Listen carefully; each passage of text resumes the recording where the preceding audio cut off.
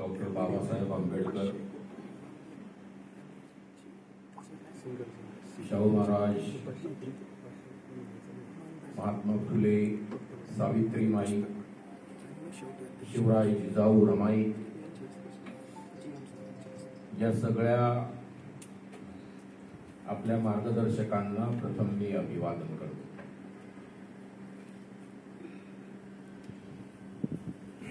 या वर्षाचा 14 एप्रिल माझ्यासाठी फार जड गेलेला आहे. सिरीज मध्ये कार्यक्रम चालू आहेत त्यामुळे मी आजारी पडलेलो. उष्णताही तितकी आहे, तितकाच प्रवास केलेला आहे. येवल्याच्या मुक्ती भूमीमध्ये जाताना 3 तास ऊन, येताना 3 तास ऊन आणि संध्याकाळी मला ताप. परंतु त्या सगळ्या कार्यक्रमांमधला सर्वोच्च कार्यक्रम हा आपल्याला सगळ्यांना आता पाहिल्यानंतर आणि आपला उत्साह ओसंडून वाहणारा पाहिल्यानंतर BSNL चा कार्यक्रम 1 नंबर आहे असे मी म्हणतो. कारण आपले काही अधिकारी माझे मित्र होते, 2 महाजन होते. मला माहित नाही ते इथे होते की नाही, मला कधी कार्यालयाला येता आलं नाही. आणि कोळवणकर नावाचे गृहस्थ, तर हे माझे फार जवळचे मित्र होते 3 जण. पण इकडे येता आलं नाही कारण मी पोलीस म्हणून नाशिकमध्ये 5.5 वर्ष सेवा दिली आणि नंतर मी इथून निघून अलिबागला गेलो. अलिबागचा उल्लेख झाला, मला ती अलिबागची BSNL ची त्या रस्त्यावरची बिल्डिंग आठवते की आपण सगळ्यांनी जे थोडक्यात विचार मांडले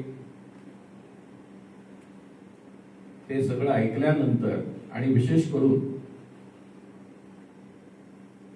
विजयनी काही ज्या गोष्टी सांगितल्या ज्या मला माहिती नव्हत्या विजय, परंतु अतिशय पर्सनल आणि भावनिक पातळीवरच्या ज्या गोष्टी सांगितल्या, खरंच त्या ऐकल्यानंतर आजच्या कार्यक्रमात आल्याचं आपले वक्ते जसे म्हटले की नाशिकहून जाताना काहीतरी घेऊन गेलं पाहिजे. मी नाशिकमध्येच राहतो पण BSNL मधून जाताना काहीतरी निश्चित मी घेऊन जात आहे. माझ्या मनात बंधू भगिनींनो, बाबासाहेबांच्या वैचारिक कार्यकाळाचा आढावा घेण्यासाठी 15 दिवस सुद्धा कमी पडतील. 2-2 तासाचं जरी व्याख्यान दिलं त्यातल्या काही ठराविकच गोष्टी मी आपल्या समोर आणू इच्छितो. कारण हा एलिट गॅदरिंग आहे. विद्यापीठात उभा राहिलोय की काय असं मला वाटतं. आणि सगळे प्राध्यापक समोर दिसत आहेत म्हणून तुम्हाला तुमचा उत्साह द्विगुणित होतो की यांच्या समोर आपण काहीतरी महत्वाचं मांडावं. ज्या गोष्टीने बाबासाहेबांना सातत्याने ते व्यथित होते, माझ्यासाठी ती एकच गोष्ट आहे आणि ती आहे वंचितांना, बहिष्कृतांना, schedule caste, schedule tribe, OBC या सगळ्यांना त्यांच्या प्रमाणामध्ये त्यांचं स्वतःचं बोलकं प्रतिनिधित्व देता येईल का?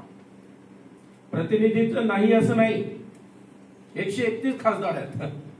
मी तर असा विचार करतो कायमच प्रधानमंत्री ते 131 मधून यायला हवा. कारण 50 पण खूप जास्त असतात. आपण जर बघितलं राजकारणामध्ये भारताच्या 131 खासदार आहेत.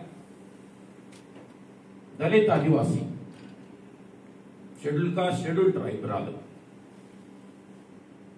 परंतु त्यांना आवाज नाही. आणि तो आवाज नसण्याचं कारण त्यांचा आवाज दाबणाऱ्या पक्षातून ते निवडून आलेले आहेत. त्यामुळे त्यांना आवाज असूच शकत नाही. It is but natural. लहान मुलाला कोणं घातलं आपण, तो पहिल्यांदा सांगेल नाही त्यांचाच प्रधानमंत्री पाहिजे, त्यांचाच आवाज पाहिजे, संसद त्यांनीच दणाणून सोडली पाहिजे. प्रत्यक्षात वस्तुस्थिती काय, तर त्यांना आवाज नाही.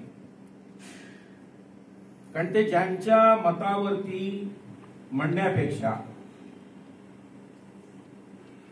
ज्यांनी त्यांना आपल्या पक्षातर्फे उभं केलेलं आहे, त्यामध्ये सरळ सरळ उद्देश असा आहे की हा एक प्रतिनिधी निवडायचा, पण त्याला आवाज असता कामा नये.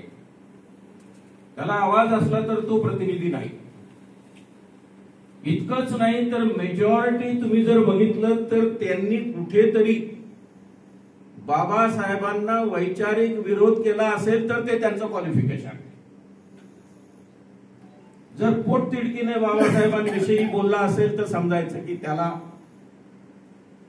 प्रतिनिधित्व मिळणं हे त्या प्रकारचे पक्ष जे आहेत दोन्ही बाजू, मग ते बीजेपी असेल काँग्रेस असेल, त्यांना हवा परवडणारा माणूस जो निवडून तर राहिलेला असेल पण त्याने आवाज करता कामा नये. असे 131 आहेत. आता आपण बाबासाहेबांचा प्रवास बघूया. फक्त एवढ्याच विषयाच्या संदर्भात मी भाष्य करू इच्छितो. बाबासाहेबांचा जो हा प्रतिनिधित्व देण्याचा प्रवास आहे, त्यांच्या सगळ्या कार्यकर्तृत्वामध्ये एखाद्या विषयाच्या मुळाशी जाणं हा त्यांचा स्वभाव. त्यासाठी कितीही कष्ट झाले तरी चालतील. आपण बघतो 18 तास अभ्यास, जेवण दिलं, नानकचंद रत्तू दुसऱ्या दिवशी आला तरी जेवण तिथेच होतं. त्याने सांगितलं साहेब तुम्ही जेवले नाही, तर ते म्हटले परत परत जेवणाचं काय बोलतोय. ते म्हटले अहो कालचं जेवण आहे, तुम्ही जेवलेच नाही. आणि नंतर जेव्हा राज्यघटनेच्या निर्मितीच्या निमित्ताने जेव्हा सगळ्या देशांच्या राज्यघटनांचा त्यांचा तौलनिक अभ्यास चालला होता, त्यावेळेला त्यांनी सांगितलं की मी स्वतःला कोंडून घेतोय, आता माझे लिंक तोडू नको. नानकचंद रत्तू यांचं फार सुंदर पुस्तक आलेलं आहे, तुम्ही जर पाहिलं तर. आणि 6-7 दिवस सगळ्या राज्यघटनांचा, म्हणजे मला ते वाचताना आठवलं फक्त जेव्हा मी एमडी केलं त्या काळामध्ये ते टंकलेखन आम्ही घरातच टाईपरायटर ठेवायचो. मी लिहून आणायचो, टायपिस्ट टाईप करायचा, माझी पत्नी त्याचं प्रूफ रिडिंग करायची.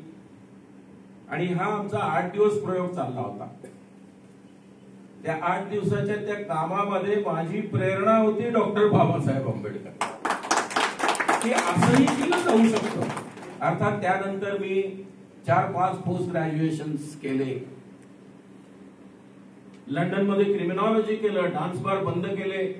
मी म्हटलं या पोरींना चांगला न्याय दिला पाहिजे आणि आपण बाबासाहेबाचे चेले आहोत, मुळाशी जायचं. नुसतं बंद करून चालणार नाही, तर यांच्या पोटापाण्याचं काय, अभ्यास करूया, यांना न्याय देऊया. लंडनमध्ये ग्रीनिच विद्यापीठामध्ये जाऊन मी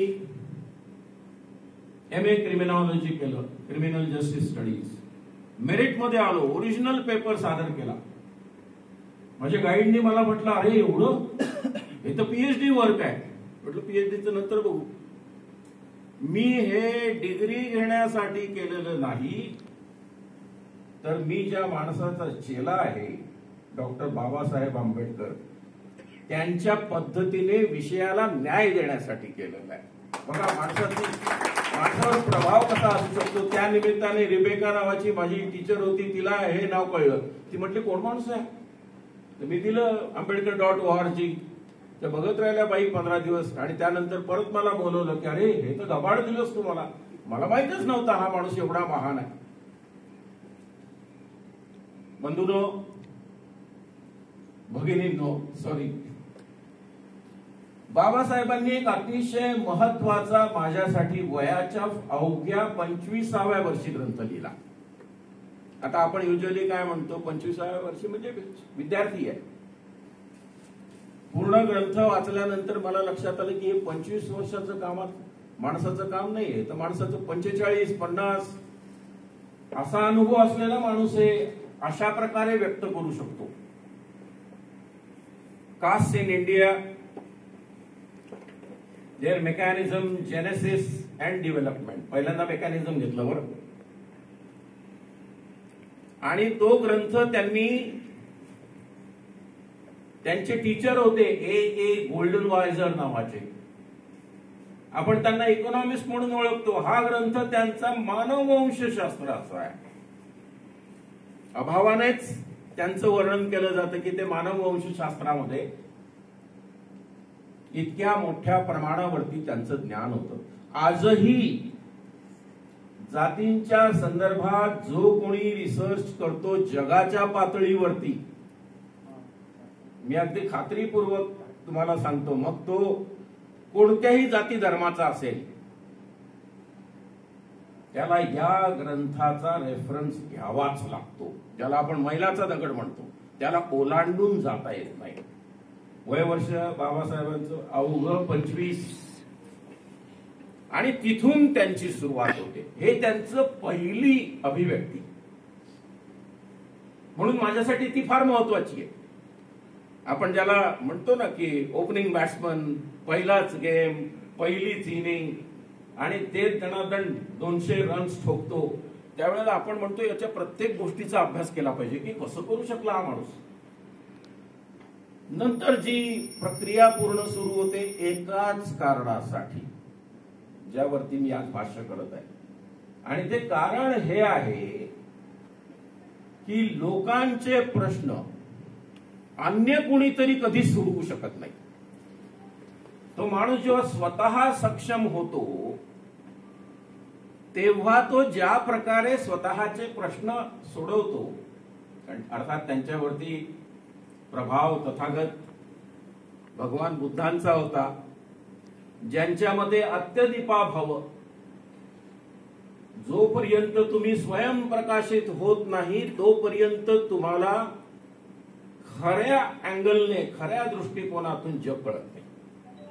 तुम्ही त्यासाठी तुमचं वाचन असलं पाहिजे, व्यासंग असला पाहिजे, लिखाण असलं पाहिजे, चिंतन, मंथन, विश्लेषण आणि चर्चा केलेली असली पाहिजे. कारण चर्चेतून आपल्याला कळतं की आपलं काय चुकतंय, तोपर्यंत कळत नाही.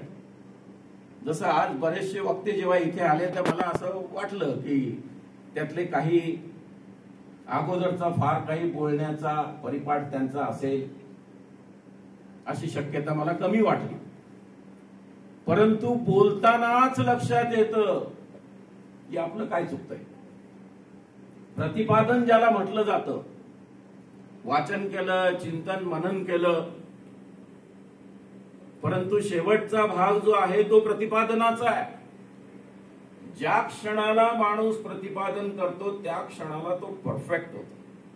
माझी अपरांती अकॅडमी आहे. विद्यार्थ्यांना मी नेहमी सांगत असतो, चुका पण बोला. तुम्ही बोलल्याशिवाय मला कसं कळेल तुम्ही चुकताय.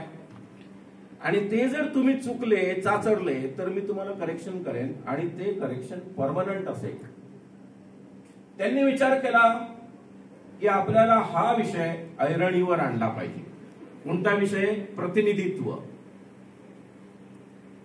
कारण त्या काळामध्ये या वर्गाला प्रतिनिधित्व सोडा, अस्तित्वही नव्हतं. 1919 बाबासाहेब आंबेडकरांनी साऊथ बरो कमिशन समोर साक्ष दिली. आता बघा, 16 बघितलं आपण, 25 वर्ष वय, त्यात आणखी 3 वर्ष ऍड करा म्हणजे 28 वर्ष. आणि त्या साऊथ बरो कमिशन जे आलं होतं ते यासाठी आलं होतं की भारतामध्ये सगळ्या वर्गांना प्रतिनिधित्व कसं देता येईल. पण डोक्यामध्ये हिंदू आणि मुसलमान होते त्यांच्या. हा तिसरा वर्ग पहिल्यांदा त्यांच्या समोर मांडला गेला. आणि कसलं काम आहे. आणि ह्या तिसऱ्या वर्गाचं अस्तित्व जगाच्या पटलावरती जर कधी आलं असेल तर ते 1919 साली डॉक्टर बाबासाहेब आंबेडकरांनी. आणि विस्मयचकित झाले ब्रिटिश की अरे हा वर्ग आहे, यांचा कधी विचारच करत नाही आपण, कारण यांचा मांडणारा माणूसही नाहीये. एकच माणूस ते मांडलं. ब्रिटिशांनी ते तसंच्या तसं बाळ. बरं, या माणसाचं एज्युकेशन परदेशात झालेलं आपल्याला तर माहिती आहे की लंडन स्कूल ऑफ इकॉनॉमिक्स. आता माझी फॅमिली लंडन मध्ये आहे. अर्धा काळ माझा लंडन मध्ये असतो, अर्धा काळ मी इथे असतो. माझा मुलगा बाय द वे बॅरिस्टर आहे. बाबासाहेबांनंतर 99 वर्षांनी आपल्याला बॅरिस्टर मिळाला, तो आहे माझा मुलगा संबोधन. आणि तेही बाबासाहेबांच्या ग्रेज इन मधून. आम्ही एक ते थोडस अशी अरेंजमेंट करतोय की जे काही असं वाटतं की इथपर्यंत बाबासाहेबांनी आणून ठेवलं होतं त्याला पुश देऊन आपण पुढे घेऊन जाऊया. आणि त्या दृष्टीने आपल्याला सातत्याने या विषयावरती काम करायचं. मी फक्त प्रतिनिधित्वावर काम करतो. दुसरं कमिशन आलं, आपण ऐकलं असेल, सायमन कमिशन. 27 ला सायमन कमिशन आलं. बाबासाहेबांनी पुन्हा मोठं बाळ सायमन कमिशन समोर ठेवलं. विषय एकच की तुम्ही फक्त हिंदू मुसलमान एवढंच बघता. अरे आमचं काय, आमचा एक वर्ग आहे, त्याच्याकडे कुणाचंच लक्ष नाहीये. या वर्गाला जर प्रतिनिधित्व दिलं नाही तर या वर्गाचे प्रश्न कधीही ऐरणीवर येणार नाहीत. बरं, हा वर्ग मागासलेला आहे, हा गरीब आहे, आणि त्याहूनही महत्वाचं हा बहिष्कृत आहे. नुसतं टरबूज विकणारी बाई मुंबईमध्ये गिरण गावामध्ये लोकांना जेव्हा कळलं की ही दलित आहे तर तिला मारलं लोकांनी की तुझी काय हिंमत, तू आम्हाला पाठवलाय कारण तू टरबूज विकलं, ते टरबूज आम्ही खाल्लं. या काळामध्ये आणि त्याचं वर्णन सगळं ह्या दोन्ही डॉक्युमेंट मध्ये बाबासाहेबांनी केलं. आता तसा ब्रिटिश माणूस सेन्सिटिव्ह होता की असं काहीतरी होतंय, आपल्याला यावरती काम करावं लागेल, यांना न्याय द्यावा लागेल.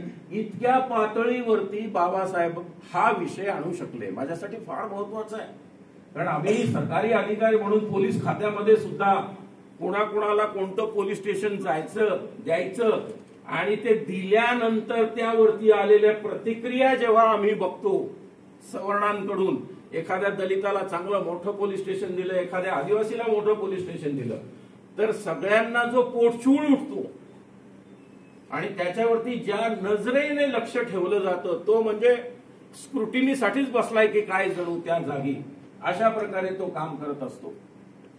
त्यामुळे तो काळ इमॅजिन करा जेव्हा बाबासाहेबांची बहिष्कृत हितकारिणी सभा होती. 2 ठिकाणी मेमोरॅन्डम दिले. नंतर त्यांना मिळालेली सगळ्यात मोठी संधी. बरं, या मेमोरॅन्डमचं वैशिष्ट्य काय, त्याच्यात ओळीचा फरक न करता पार्लमेंटला पाठवून दिले या दोन्ही लोकांनी की अरे आम्ही पण फरक करणार, या माणसाचं काय लिखाण आहे, याचं एरुडिशन ज्याला आपण म्हणतो, याचा व्यासंग किती मोठा आहे, याची भाषा काय आहे, याची मांडणी कशी आहे. आता हा माणूस शिकलाच मुळामध्ये लंडनमध्ये अमेरिकेमध्ये, त्यामुळे त्यांच्या त्या लिखाणामध्ये तो बौद्धिक चार्म होता, अभ्यासाचा भाग होता. मग त्यानंतर सगळ्यात मोठी संधी आली,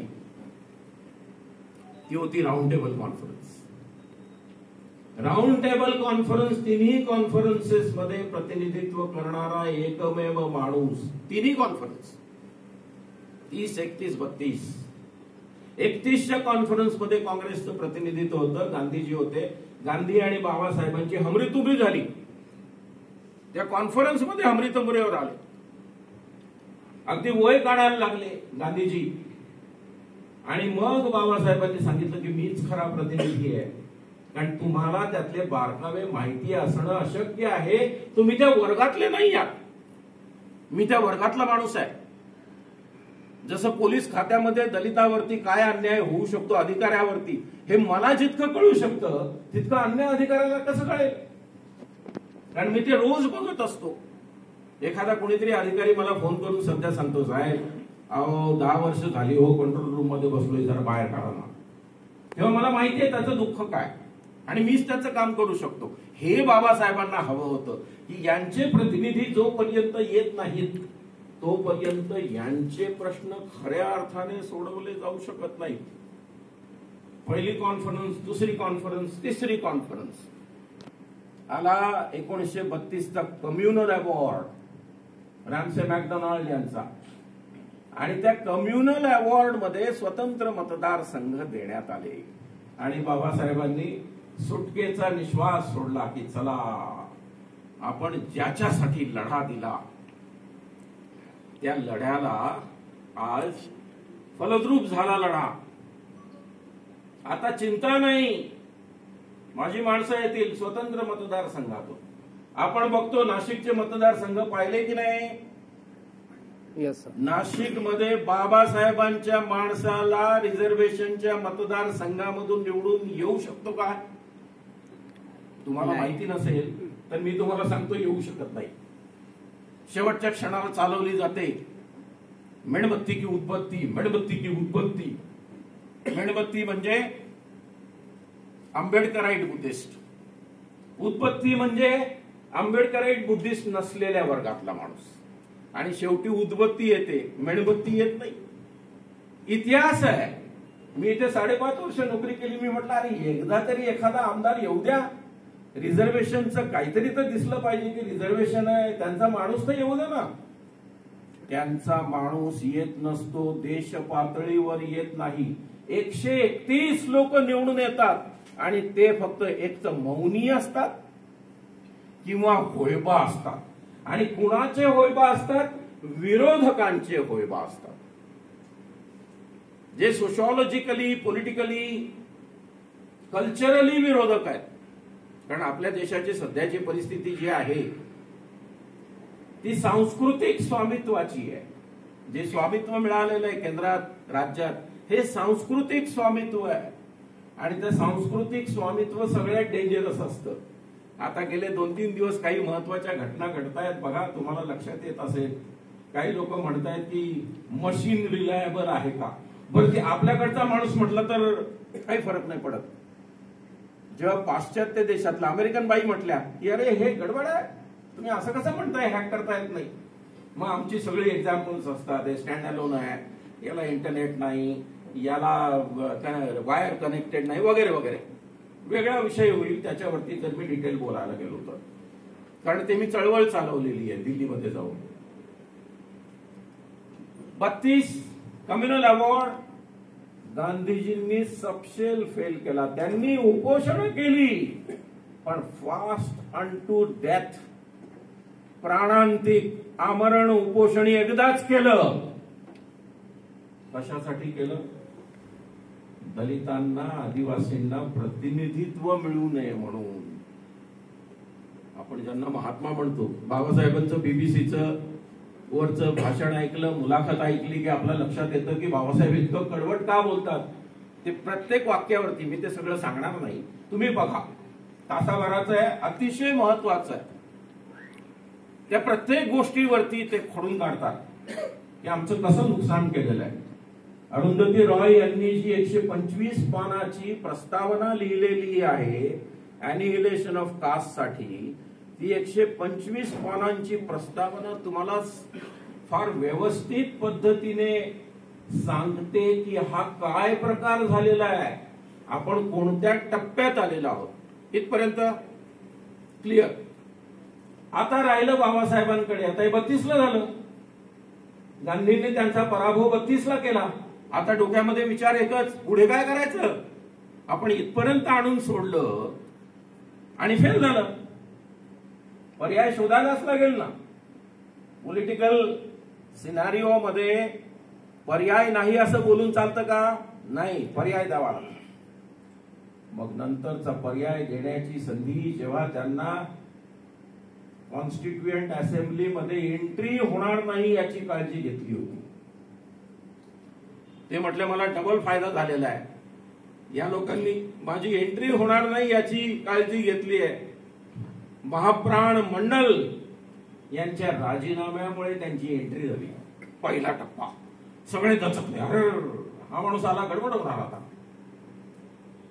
दुसरा टप्पा नुसती एंट्री नाही झाली, तर जेव्हा सगळी जनता गेली तिकडे लंडन मध्ये शोध घ्यायला की कॉन्स्टिट्यूशन आम्हाला निर्माण करायची, एक विद्वान या गल्लीत विद्वान, त्या गल्लीत विद्वान, त्या सगळ्या विद्वानांनी सांगितलं अरे विद्वान तर तुमच्याकडे आहे, इकडे काय करता तुम्ही? तो कोण? तो अमुक तमुक माणूस. अच्छा, त्याच्या इतका या क्षणाला जगाच्या पातळीवरती मोठा विद्वान नाही. काय सर्टिफिकेट पाहिजे आणखी जगाच्या पातळीवरती? तुम्हाला वाटतं सहजासहजी मान्यता मिळाली असेल या गोष्टीला? पण द्यावी लागली.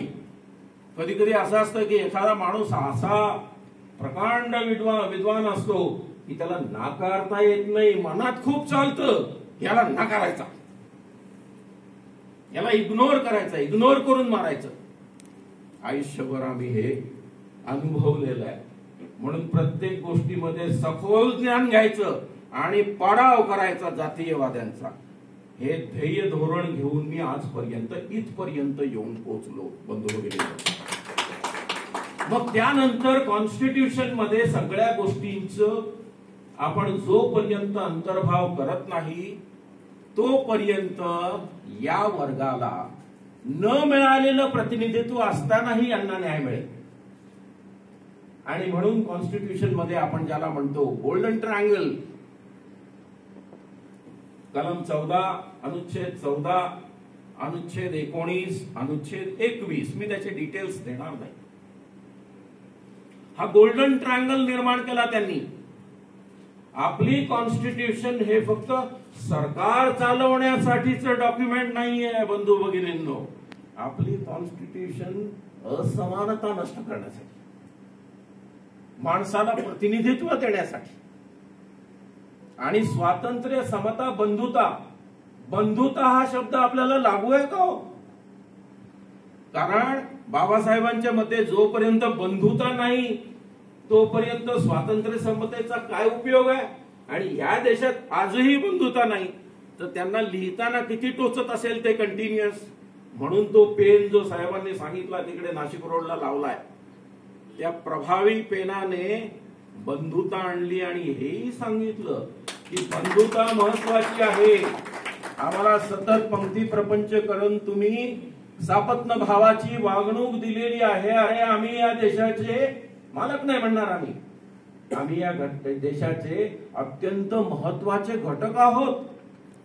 आम्हाला ती परंपरा आहे आणि ती तुम्ही बंधुता न मान्य केल्यामुळे आम्हाला सतत मनामध्ये शंका निर्माण होते. जर बंधुता मिळाली तरच स्वातंत्र्य आणि समतेला महत्व आहे. सगळे प्रकार ते कॉन्स्टिट्यूशन, अन्य देशाच्या राज्यघटना, आपल्या देशाची राज्यघटना, मी त्यात फक्त एकच फरक करतो आणि तो आहे या नाहिरे वर्गाला सत्ता, संपत्ती आणि सन्मान या 3 गोष्टींची तजवीज करणारं डॉक्युमेंट जगाच्या पातळीवरती एकमेव आहे आणि ते आहे भारतीय राज्यघटना.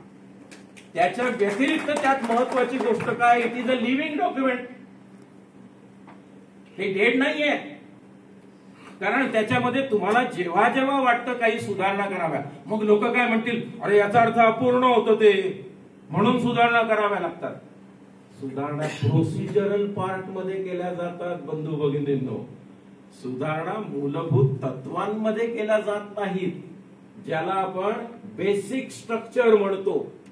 आणि ते बेसिक स्ट्रक्चर, त्याला सन्मान मिळण्यासाठी तशा प्रकारचं सुप्रीम कोर्टामध्ये तशा प्रकारची केस, केशवानंद भारती जी आपल्याला माहिती आहे, त्या केसनुसार बेसिक स्ट्रक्चर हलवता येत नाही. हे त्या कॉन्स्टिट्यूशनचं महत्व आहे. याचा अर्थ बेसिक स्ट्रक्चर मध्ये ढवळाढवळ करता येते का? नाही करता येत. इतर प्रोसिजरल पार्ट मध्ये ढवळाढवळ करता येते. त्यातून तुम्ही म्हणू शकता की सुधारणा होते, परंतु ते परिपूर्ण, तो दस्तऐवज परिपूर्ण आहे याचा तो अर्थ आहे. पुढचा टप्पा, तिसरा टप्पा, की आता हे सगळं असतानाही आपण बघतो बंधुता नसलेला देश, एखाद्या माणसाला एखादी पोझिशन द्यायची. माझा मित्र झाला नाशिकचा कमिशनर, मी त्याला भेटायला गेलो. तो म्हटला काटेरी मुकुट आहे रे मित्रा. म्हटलं काय काय झालं? अरे तुला काय सांगायचं, रोजची परीक्षा घेत आहेत माझी. He was police commissioner Nashik, inspector general of police. त्या माणसाला जर इतकी अस्वस्थता असेल तर अन्य लोकांना, खालच्या लोकांना किती असू शकते बंधू भगिनींनो. त्या सगळ्या अवस्थेमधून जेव्हा हा आंबेडकराईट बुद्धिस्ट माणूस जातो तेव्हा तो सातत्याने काळजी घेतो की I should be the best. मला पर्याय नाही, मी रात्रंदिवस जागेन, अभ्यास करेन, but I should be the ultimate, I should be the best, I should be the last word. माझा शेवटचा शब्द असावा तरच हे लोक मान्यता देतील. त्यासाठी मला तितका अभ्यास करावा लागेल. आणि तो अभ्यास हे सगळे आतमध्ये आलेले जे आहेरे झालेले आहेत त्यांना नाहीरे करण्यासाठी जे सातत्याने प्रयत्न करतात त्यांना डिफीट करण्यासाठी त्यांना करावं लागतं. आता आपण शेवटच्या मुद्द्याकडे येऊया. इंटरनॅशनल काही कमिटमेंट्स आहेत का? तर इंटरनॅशनल कमिटमेंट्स आहेत. मी LLM ह्युमन राईट्स लॉ केलं कारण मी म्हटलं हा विषय मुळामध्ये ह्युमन राईट्स आहे. This is violation of human rights. की इतका मोठा समाज आहे आणि त्याचा खरा प्रतिनिधी नाहीये. हा कसला प्रश्न आहे? हा मानवाधिकाराचा प्रश्न आहे. त्यांचा प्रतिनिधी हवा की नको? हवा. खरा हवा की वेगळी हवा? खरा हवा. खरा निवडून येण्याची शक्यता अजिबात नाही. हा प्रश्न कसला? जगाला माहिती नाही. जगापुढे आपण हा प्रश्न नेला पाहिजे. कारण आपण कोणत्याही अशा प्रकारच्या 14 एप्रिलच्या सभेमधून आपण एक विचार बाहेर काढला पाहिजे, जो विचार लोकांना दिला पाहिजे आणि त्या विचाराच्या आधारे लोक त्यानंतरचं मार्गक्रमण करतील. आणि त्यासाठीचा विचार जो आहे की सगळ्या प्रकारचे डॉक्युमेंट्स, सगळ्या प्रकारचे प्रोटोकॉल्स, सगळ्या प्रकारचे कन्व्हेन्शन्स, कॉव्हेनंट्स युनायटेड नेशन्सनी अस्तित्वात आणलेले आहेत. तुम्हाला माहिती आहे का आपल्यासाठी पण एक कॉव्हेनंट आहे, त्याचं नाव आहे ICERD, international covenant on elimination of racial discrimination. या आयसर्ड वरती दरवर्षी, दर 2 वर्षांनी जगातल्या सगळ्या राष्ट्रांना अहवाल द्यावा लागतो की आमच्याकडे रेशियल डिस्क्रिमिनेशन होत नाही. आम्हाला विचारलं अहवाल द्यावा, तुमचा अहवालच नाहीये. आम्ही सांगितलं अहो आमचं रेशियल डिस्क्रिमिनेशन नाहीये, आमचं कास्ट डिस्क्रिमिनेशन आहे. ते रेसमध्ये कुठे बसतो? ते पण बुचकळ्यात पडले. अरे हागड्या, हे रेस नाहीये, हे कास्ट आहे. आणि जर रेस असती तर बाबासाहेबांनी लिहिलं असतं. त्यांनी कास्ट वेगळी लिहिली, रेस कॉमा कास्ट लिहिलं. ऑब्लिक कास्ट असती तर caste could have been termed as race, परंतु ते ऑब्लिक नाहीये, कॉमा आहे. त्यामुळे आपला अहवाल देणाऱ्यांनी सांगितलं की हे बघा, त्यांनी सुद्धा प्रत्यक्ष डॉक्टर बाबासाहेब आंबेडकरांनी रेस आणि कास्ट या 2 वेगळ्या गोष्टी आहेत हे मान्य केलेलं.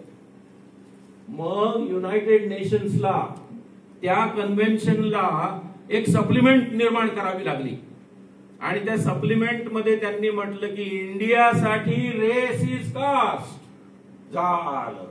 आमचे 12 वाजले की आता आपल्याला सांगायला लागेल देशात काय चाललंय.